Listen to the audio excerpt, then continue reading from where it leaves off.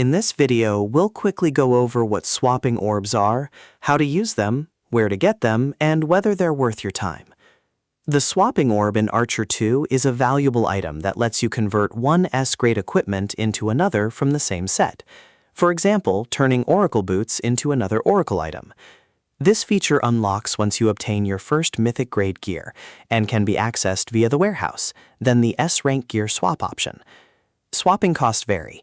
It's 10 orbs for Epic S-grade, 20 for Legendary, and 40 for Mythic, with weapons costing double the amount.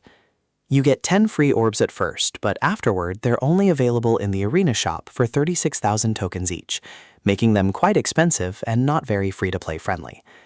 While the idea is exciting, the same set restriction and high orb cost mean this is a feature best used selectively, especially since Mythic gear takes time to obtain.